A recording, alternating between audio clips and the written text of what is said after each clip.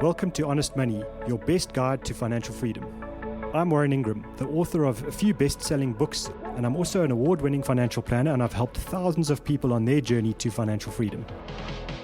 I'm not here to tell you what to do, but I am here to share my experience and the best ideas that I've learned, and I hope these ideas help you on your journey to financial freedom. Welcome to another episode of Honest Money. I think we've got an interesting topic today. It's something that's relevant to a lot of us around South Africa, but actually around the world. And in terms of one of the forms of insurance that we need to have. So let me introduce our guest before I blab on too long. Almarie Samuel, a technical marketing specialist at FMI, which is part of the Bidvest Group. Welcome. Thanks so much for joining. Thank you for having me. So I just want to give our listeners a bit of background. Insurance always kind of comes with a little bit of a mixed brand. When you talk to people about insurance, they always kind of roll their eyes, or they tell you about their great experience or their awful experience. So from the Honest Money perspective, why do we think insurance is important? I think generally there are probably a few reasons. One, you do need to insure your stuff. If you've got a car and you need your car to get you to work every day, one day when we're all out of lockdown again, then a car is a vital tool for you to generate money. And if you've got bank finance on your car and you crash your car, then you owe the bank money, you have no car and you have no ability to generate income. So you need to insure your stuff. You also need to insure yourself against medical issues. So, I think, COVID has taught us that, having proper medical insurance of one form or another, whether it's a hospital plan or kind of a complex medical aid, is critical. If you can afford it, you need it. And then the last form of insurance is to ensure your ability to either generate your own income. In other words, if you're working and you have financial dependence, what happens to you if you can't generate an income anymore? What happens financially? So, we know medically what would happen to you, but what would happen financially? Or if you pass away and you've got financial dependence, you would need to insure your life. So for me, those are kind of the broad categories of why insurance is relevant. And so today we're going to talk about kind of one of those, if I'm right, and we're going to be talking, Almarie, about how to insure your income, how to make sure that if you are generating income, you are a breadwinner with financial dependence, what happens when you can't earn that income anymore? Exactly. So I think the focus historically when it comes to insurance has been predominantly around taking lump sum benefits that pay in the case of you passing away, having a permanent disability, or being diagnosed with a critical illness. But I think the reason why I'm here today is really to talk about or to raise awareness around the need for income protection, which is a lesser known form of insurance. So let's just talk about what happens. What would cause me to no longer have an income? So in other words, I have a car accident, for example, and I no longer am able to work. The car accident is so bad, I have a permanent issue. But what about if I get cancer? Like, what happens if I get an illness? So here's the thing. Income protection doesn't have a specific list of events that are covered. It's really any injury or illness that means that you're unable to do your job. So we've been very busy looking at our claim statistics from 2020. And the most common reason why people claimed on income protection is actually COVID-19. So that in itself is the leading cause of income protection claims currently. If you then look at the top three, the second one we have is actually mental illness. So there we cover people who are unable to work as a result of depression or burnout.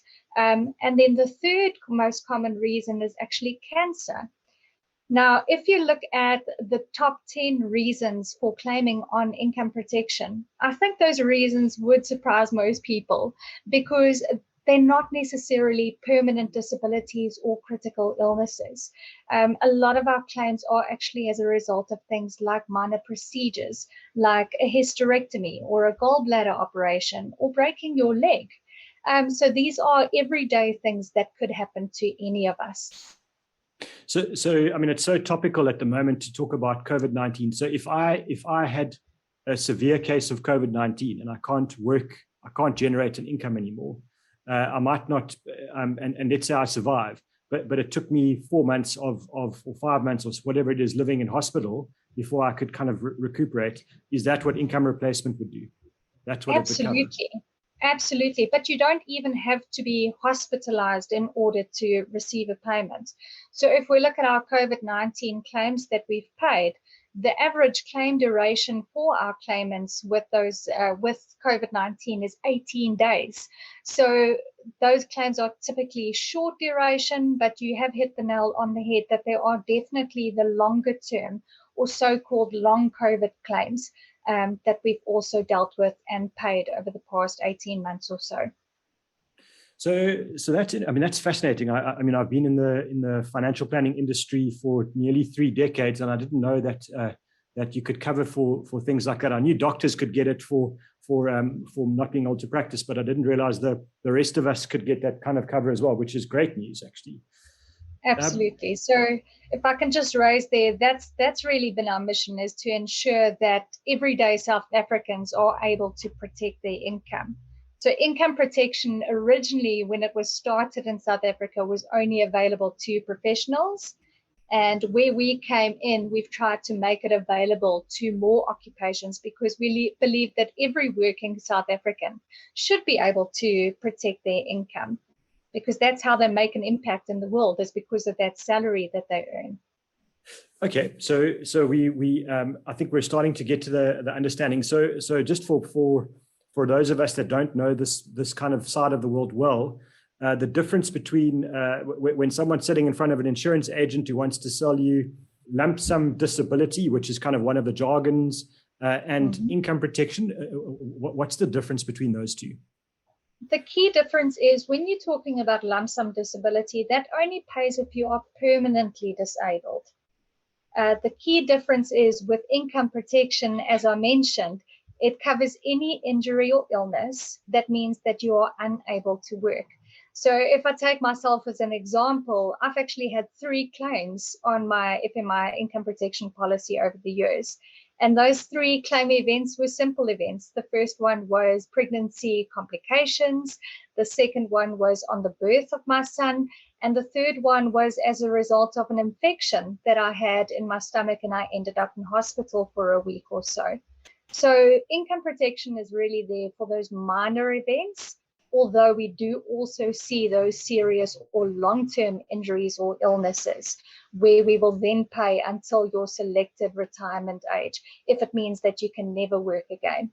With disability lump sum, it's typically a once-off payment that is made, but that is only if you are permanently disabled, and often only if you cannot ever work in your occupation again. Okay.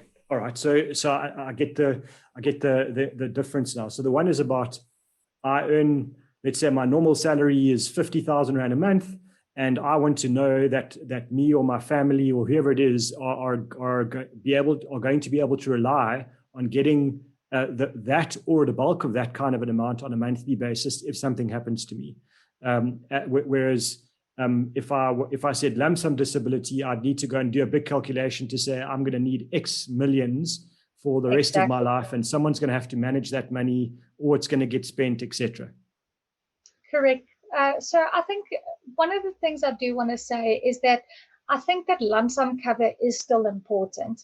The way we look at it, income protection is there to provide you with your monthly income. So if you can't work for a short period or even for the rest of your life, and then lump sum disability cover, in our view, is typically there to pay for once-off or additional expenses. So, for example, if you were permanently disabled, you may want to be able to pay off your debt, so pay off your house.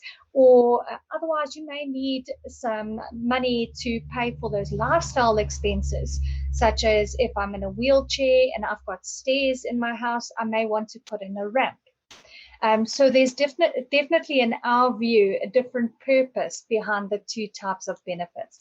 Income is for your income needs. Lump sum is there for those once-off or additional expenses.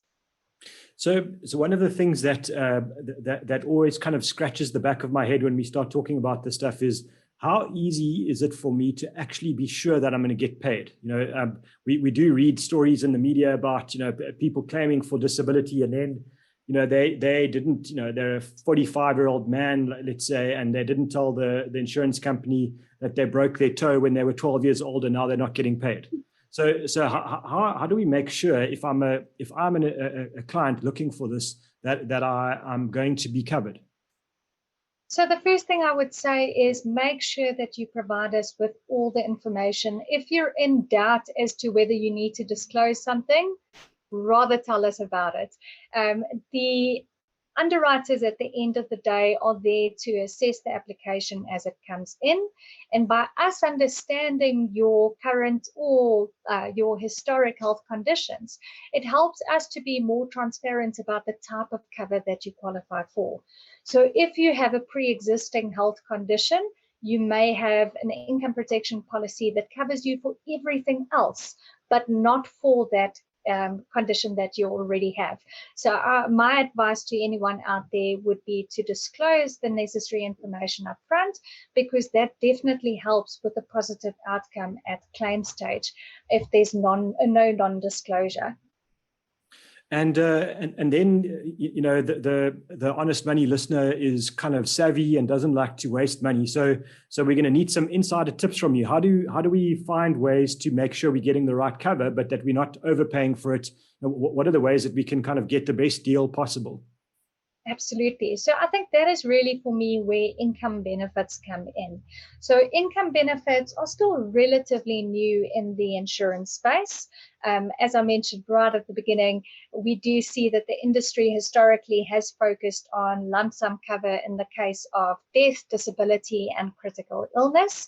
Income protection, you'll see if you do some pricing exercises, is often more cost effective compared to the same amount of lump sum cover.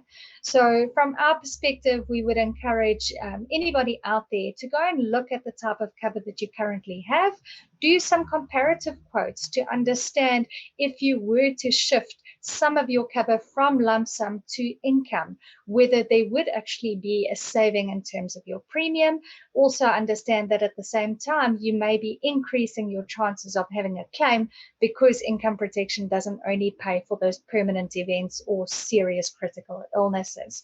So from a cost-effective point of view, I would definitely say to people, go to your advisor, speak to them about income protection, because that's definitely a way to manage affordability for a lot of individuals out there. And in terms of kind of being careful with the policies, is there a way of saying, look, I can look after myself if I'm not able to earn an income for 1 day or 10 days? I don't need to be insured for a short period of time, but I need to be insured if I can't earn money after 30 days. Is there a way that you can get a pricing benefit from that? Absolutely. So when it comes to income protection, one of the most important decisions an individual needs to make is selecting the right waiting period. So this is where terminology comes in. So let's break it down quickly. A waiting period is something that we refer to where you are choosing the period where you must be booked off work and unable to do your job before you submit your claim. So I'm basically choosing, am I okay to wait for 30 days before the company starts paying my salary? And that's an individual decision. It is going to be based on your specific needs and circumstances. Things like sick leave will come into play here. Things like your savings will come into play. But from our experience, we've seen that the number one reason why claims weren't paid in this past 2020 year was actually because clients hadn't selected the right waiting period. So what I mean by that is we saw that 4 out of 10 of our clients who claimed on income protection where it wasn't a successful claim were actually trying to claim within their waiting period. So I use the example of COVID having an average claim duration of 18 days.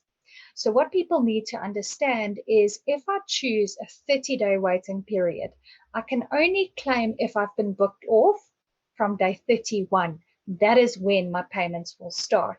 So in the case of a COVID claim lasting 18 days, there wouldn't be a payout on income protection. Your claim would only start later. So it's very important that people understand that a longer waiting period does mean a cheaper premium, but at the end of the day, it does also impact on the chance of you having a successful claims outcome.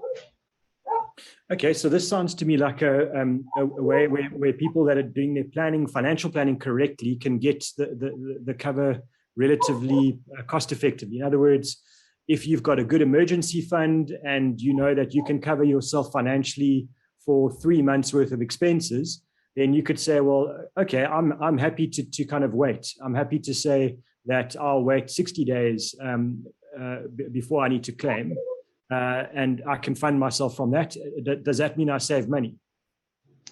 It does, but there's actually such a small difference in terms of the premiums if you look at the different waiting period options.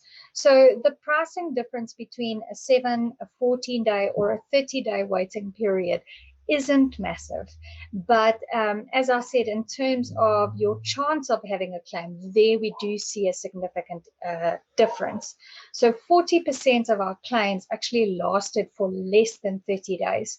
So what that means is if you've somebody who has chosen a 30-day, 4 out of 10 of those claimants wouldn't be able to claim on that income protection policy. So it's very much a personal decision, and one that we would encourage you to chat to your advisors about.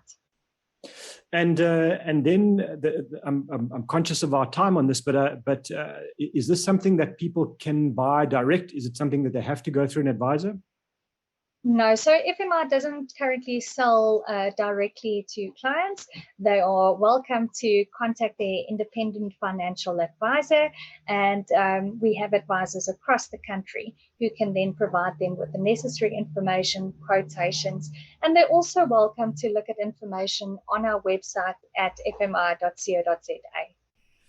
Okay, great. So as usual, for anything to do with financial stuff, do your homework. Make sure you understand what's going on.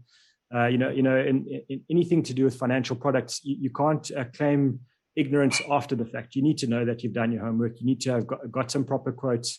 I always think with this stuff, especially insurances, make sure that you do shop around. All of us, we spend more time shopping around on what car to buy, what phone to get, what TV to buy, what games console, whatever it is, and not enough time doing our homework on our financial products. So Omri, my favorite question that I ask all of our guests is, if you could meet your 21-year-old self now, what would be the one tip that you would want to give yourself at that age? And don't tell me it's buy income protection. That's a great question. My 21-year-old self, financially, I would say start saving, actually. I think a lot of people actually leave retirement planning until way too late. So the sooner, the better. Don't get into debt. Put some money away, and of course, put in place income protection. Sorry, I couldn't resist. Can't help yourself. Elmarie Samuel from FMI, thank you so much. That was great. I hope our listeners understand income protection better. For me, it certainly taught me something that I didn't know. And stay safe out there, everybody. Thank you for listening to Honest Money. If you have any questions, you're welcome to reach out to me on Twitter. My handle is @WarrenIngram. Don't forget to subscribe. We're on Spotify and Apple Podcast. Chat soon.